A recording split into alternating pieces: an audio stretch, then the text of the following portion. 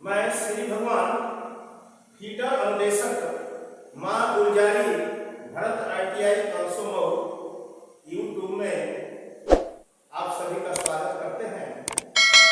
आज हम इस वीडियो में गेज के बारे में बताना चाह रहे हैं। सबसे पहले गेज का हम परिचय बताना चाह रहे हैं। गेज का परिचय यह है कि किसी भी कंपनी में आप जाएंगे तो वहां पर बहुत से वर्कर, कई हजार वर्कर काम करते हैं और अगर किसी कंपनी में एक ही पार्ट को बनाने के लिए अगर 100 वर्कर है, 200 वर्कर है, तो उनको नापने के लिए हमें इंस्ट्रूमेंट की जरूरत पड़ती है। जैसे कोई पार्ट बनाना है तो उसको नापने के लिए हमें वर्नियर की जरूरत पड़ेगी, माइक्रोमीटर की जरूरत पड़ेगी। तो अगर हमारे कंपनी में एक पीस जो है बनाना है तो 100 वर्कर काम कर रहे हैं, तो 100 वर्करों को एक एक वर्नियर देना पड़ेगा, एक एक माइक्रोमीटर देने पड़ेगा। इस चीज को ध्यान में रखते हुए ये गेज का निर्माण किया गया कि जिससे गेज सस्ता पड़े और आसानी से एक से अधिक पीस को आसानी से बनाया जा सके। गेज एक ऐसा टूल है जिसके द्वारा एक अनस्किल्ड आदमी, एक हेल्पर आदमी से भी उसको समझा करके अच्छा कार्य किया जा सकता है। लेकिन अगर वर्नियर माइक्रोमीटर से कार्य करना है तो एक कुशल कारीगर की जरूरत होती है। इसलिए इस चीज को ध्यान में रखते हुए ये गेज बनाया गया। गेज एक ऐसा यंत्र है जिसको तुलनात्मक माप के द्वारा हम पीस को बना लेते हैं। ये एक साइज में बनाने के लिए एक साधारण आदमी को भी इसको समझा करके काम किया जा सकता है।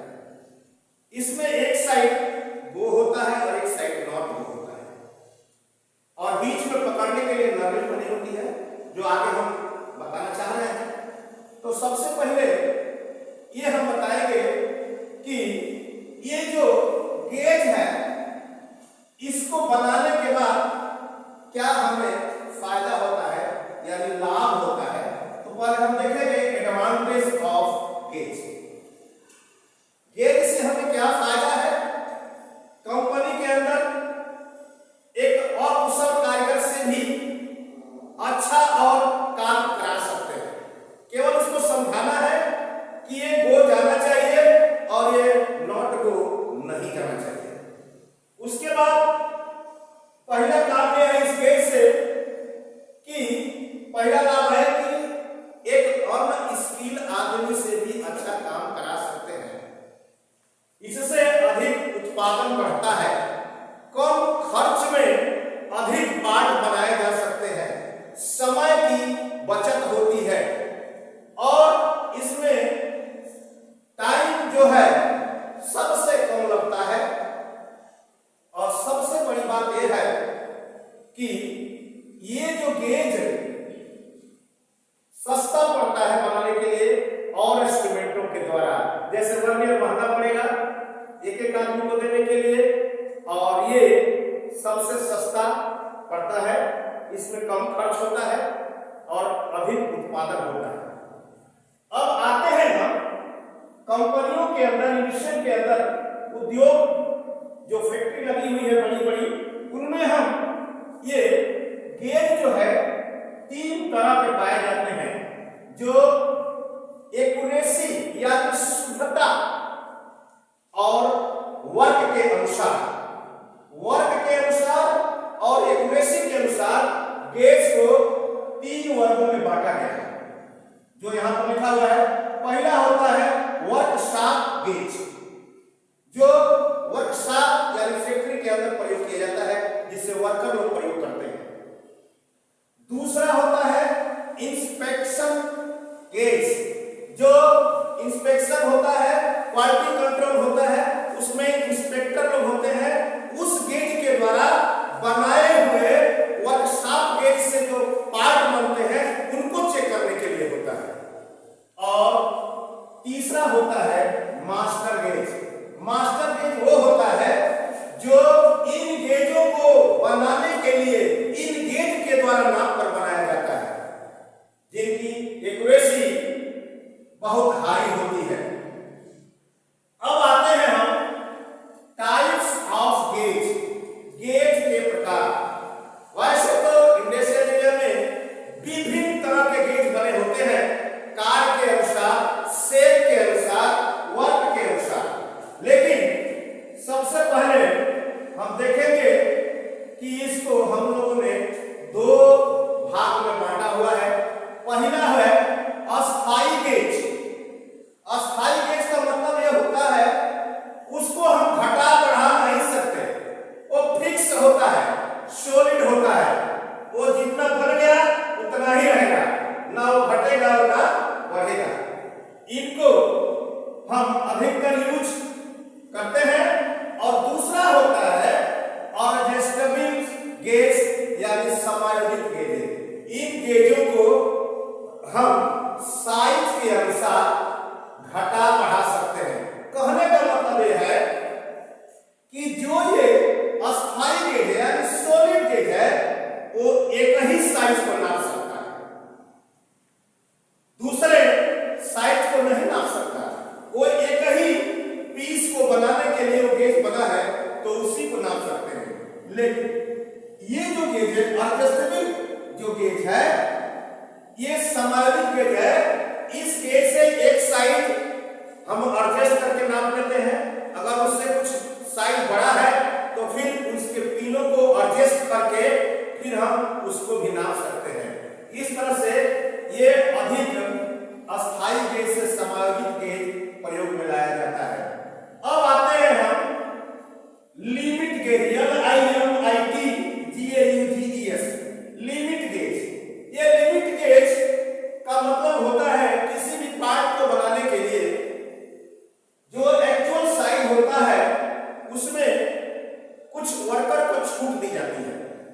अगर किसी वर्कर को कहा जाए कि दिन भर यानी 8 घंटे ड्यूटी में यहां खड़े रहिए, वो नहीं रह सकता,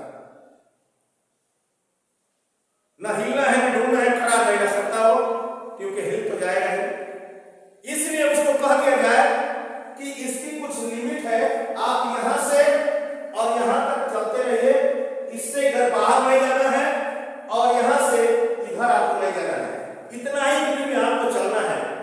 तो वर्कर वो 8 घंटे अपनी ड्यूटी बड़े आराम से चलते हुए में वो ड्यूटी को पूरा कर लेगा और उससे बाहर नहीं जा सकता है। अगर उससे बाहर जाएगा तो खराब हो जाएगा, इससे वैसे ही जाएगा। सेम इसी प्रकार ये लिमिट जो है ये गेज बना हुआ है। लिमिट गेज का मतलब होता है कि किसी पार्ट को बनाने के लिए उसमें वर्कर को, कारीगर को कुछ छूट दी जाती है, उसमें जो साइज है उससे कुछ ज्यादा और कुछ कम बनाने की छूट जाती है। क्योंकि एक ही वर्कर को ये छूट अगर मिल जाए कि 50 मिलीमीटर की साइज को बनाना है तो वो नहीं बना पाएगा। जैसे एक वर्कर चाहता है कि हम ये साइज बना लें, लेकिन वो साइज नहीं बन पाता, या तो कुछ बड़ा हो जाएगा या तो कुछ छोटा हो जाएगा। उदाहरण के तौर पर 10 मीटर कपड़ा है, 10 मर्दों को बांट दिया गया है काटने के लिए और कहा गया कि एक लड़का 1 मीटर कपड़ा काटेगा। अब 10 मीटर कपड़ा है, थान से कटा हुआ है, कैंची दे दी गई, लड़का 1 मीटर काटता है, पहला, दूसरा काटता है, तीसरा काटता है। पता चला कि किसी का कुछ कम हो गया तो किसी का कुछ ज्यादा हो गया, एक्चुअल साइज कोई नहीं काटता है। पता चलता है कि 10वें लड़के को आधा मीटर कपड़ा बचा है। इस चीज को बचाने के लिए एक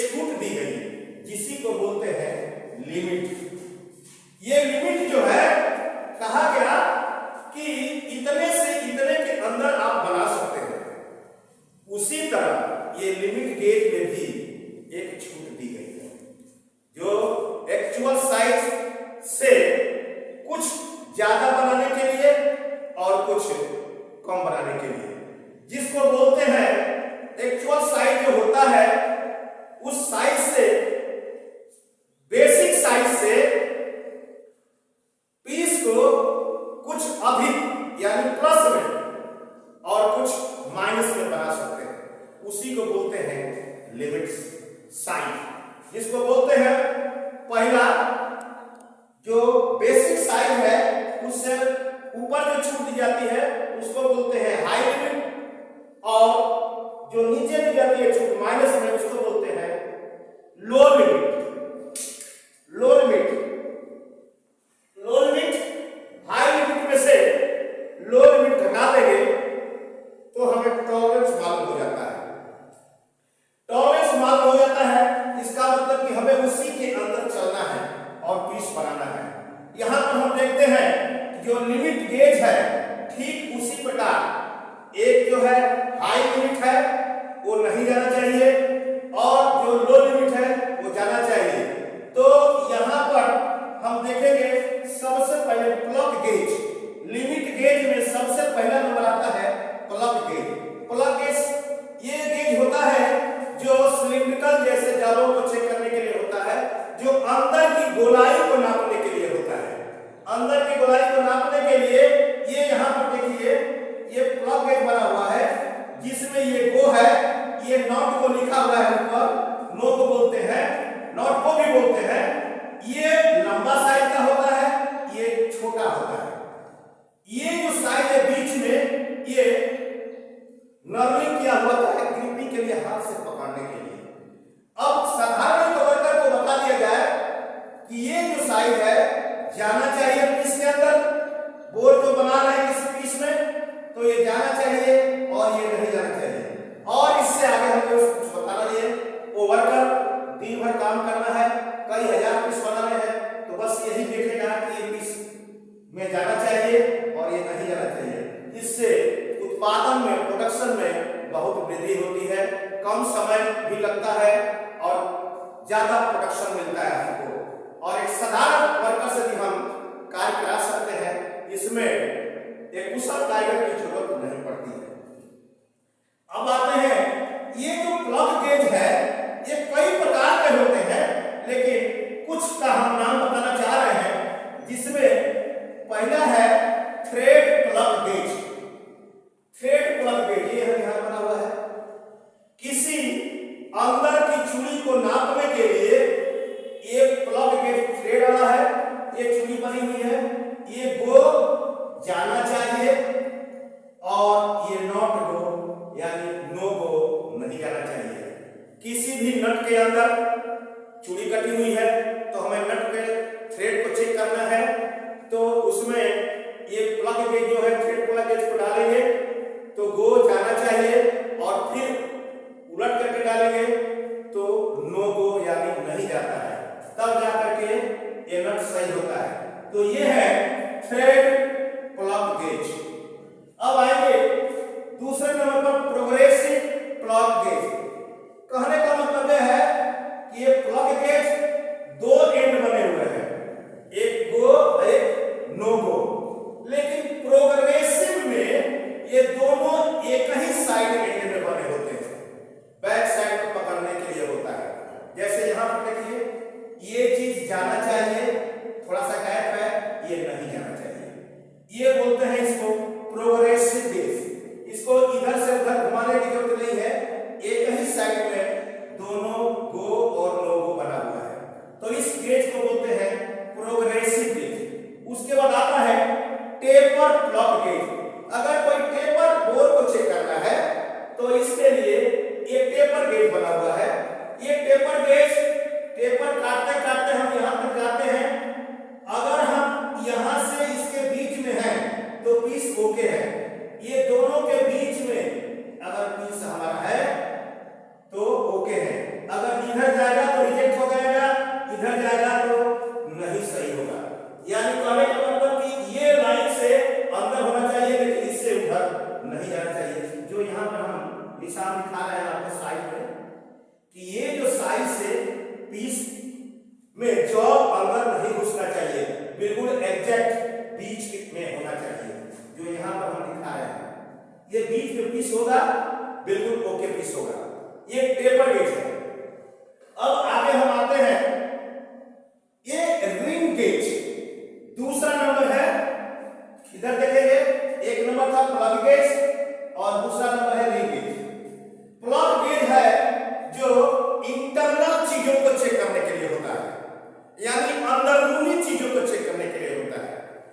लेकिन रिंग गेज जो होता है वो बाहरी चीजों को चेक करने के लिए होता है। ये देखेंगे रिंग गेज, रिंग गेज यहां पर बना हुआ है। ये गोल होते हैं, छोटे छोटे दो पीस होते हैं, एक गो एक नॉट गो होता है। ये दोनों बने हुए हैं, एक में जाना चाहिए एक में नहीं जाना चाहिए। ये रिंग गेज कई प्रकार के होते हैं। जैसे सबसे पहला है प्लेन रिंग गेज। प्लेन मतलब साधारण, किसी बोर को चेक करना है तो प्लेन होगा, उसको बोर में जाना चाहिए, और दूसरा है उसमें नहीं जाना चाहिए। तो ये plain bore gauge ring gauge. और दूसरा है थ्रेड रिंग गेज। इसमें देखेंगे ये थ्रेड रिंग गेज है, इसमें चूड़ियां कटी हुई है। इसमें भी गो और नॉट गो होता है। ये दो पीस होते हैं, जैसे ये दो पीस होते हैं ऐसे ये भी दो पीस होता है। एक थ्रेड वाला रिंग गेज उसमें जाना चाहिए, जिसको बोलते हैं गो, और जो नहीं जाएगा उसको नो गो बोलते हैं। और इसमें भी टेपर रिंग गेज, ये टेपर भी होता है, ऐसे ही रिंग में टेपर बना होता है। जैसे एक टेपर बाहर से नापने के लिए आता है, तो ये टेपर भी गेज है जो अंदर जाएगा और उससे आगे गेज में नहीं जाएगा। तो ये जो रिंग गेज है ये लगभग 3 प्रकार के होते हैं। अब आते हैं हम तीसरे नंबर पर स्नेप गेज। स्नेप गेज में सबसे पहले हम देखेंगे किसी भी बाहरी चीज के डायमीटर को, लंबाई को, मोटाई को भी नाप सकते हैं इसके द्वारा। ये गेज दो एंड बने होते हैं, जिसमें गो और नो गो होता है। ये जाना चाहिए, ये नहीं जाना चाहिए, ये जाना चाहिए, ये लिखा हुआ है। तो जो पीस में हम इस चीज को घुसाते हैं तो इजीली जाना चाहिए, और ये नहीं जाता है। इसका मतलब कि ये हमारा पीस बिल्कुल सही है, और ये हाई लिमिट और लो लिमिट में बनाए जाते हैं, जिससे पता चलता है कि पीस हमारा ओके है। ये स्नेप गेज एक तो ये दो एंड वाले हैं, और स्नेप गेज में ही ये दो पीसों में बना हुआ है। ये एक ही पीस में है, ये यहाँ पर दो पीस में बना हुआ है।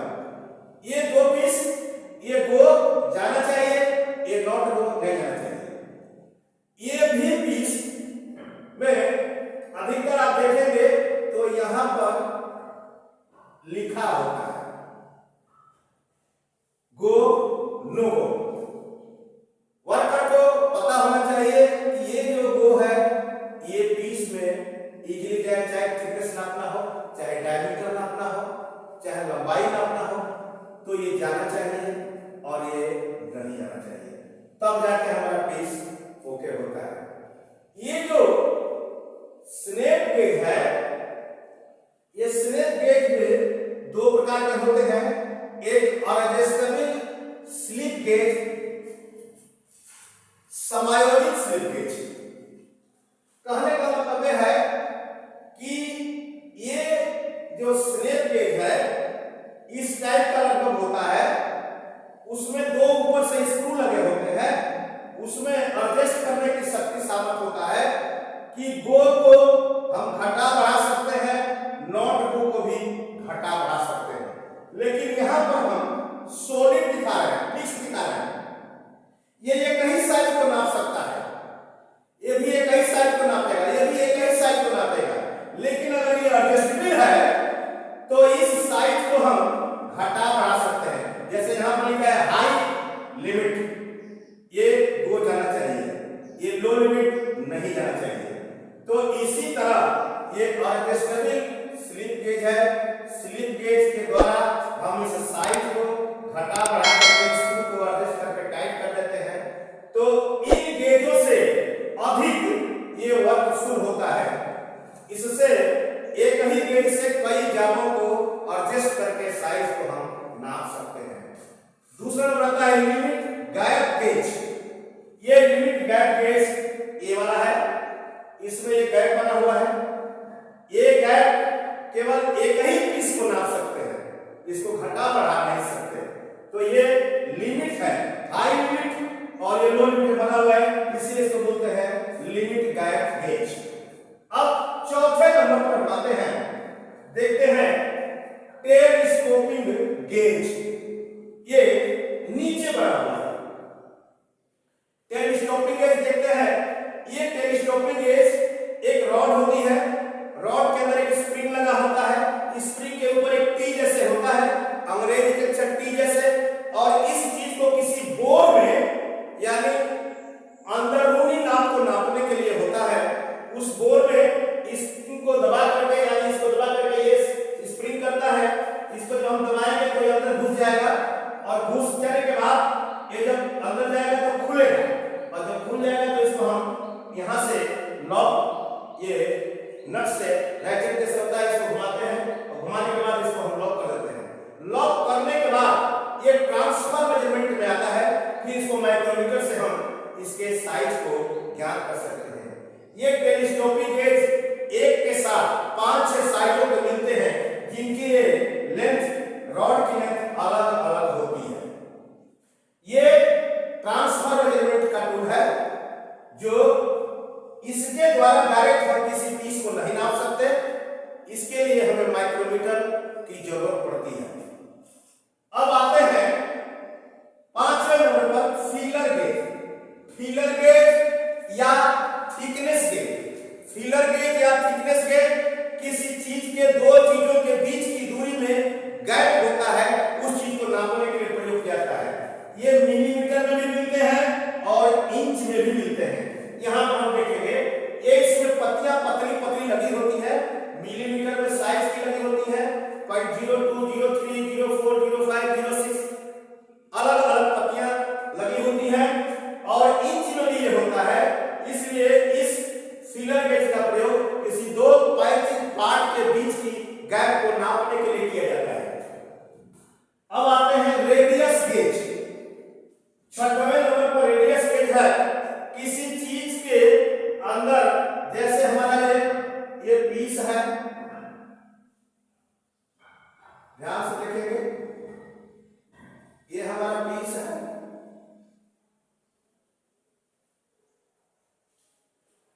और हमें यहां पर गोलाई बनानी है ऐसे। तो यहां पर हम गोलाई बनाने के लिए ये रेडियस गेज का प्रयोग करते हैं। ये रेडियस गेज यहां पर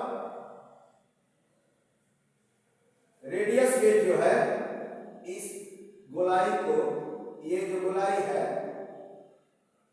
इसको नापने के काम आता है। ये बाहरी गोलाई है यानी एक्सटर्नल, और अगर इसी के अंदर इंटरनल है, जैसे यहां पर ऐसे बना हुआ है पीछे से, तो एक्सटर्नल और इंटरनल दोनों रेडियस का गेज ये बना होता है। यहां पर पत्तियां लगी होती है, और उन पत्तियों के द्वारा हर एक पर उसका साइज लिखा होता है कि कितने का रेडियस है। तो ये बाहर और अंदर का रेडियस हम ज्ञात कर सकते हैं। इसलिए ये रेडियस गेज ये यहां पर है। अब आगे देखेंगे screw pitch gauge. Screw pitch gauge किसी चूड़ी को नापने के लिए किया जाता है। इसमें देखेंगे हम यहां पर कि ये भी गेज सेम ऐसे ही होता है। इसमें भी दोनों तरफ इंच में और मिलीमीटर में होता है, जिसको चेक करने के लिए किसी भी बोल्ट के ऊपर उस गेज को दाते हैं, उसमें दांते बने होते हैं, और हर मिलीमीटर वाले में उस पर पिच लिखा होता है, और जो इंच वाला होता है उसमें टीपीआई लिखा होता है। किसी भी बोल्ट का हमें साइज ज्ञात करना है कि कौन सी चूड़ी है, तो जो उसमें बैठेगा सही तरह से, अगर मैट्रिक सिस्टम में होगा तो मिलीमीटर बैठेगा, और अगर इंच वाला होगा तो पूरी रीति से इंच वाला गेज बैठेगा। इंच वाले गेज में टीपीआई लिखा होता है या गेज लिखा होता है, जैसे 10 गेज, 12 गेज, 14 गेज, 15 गेज लिखा होता है।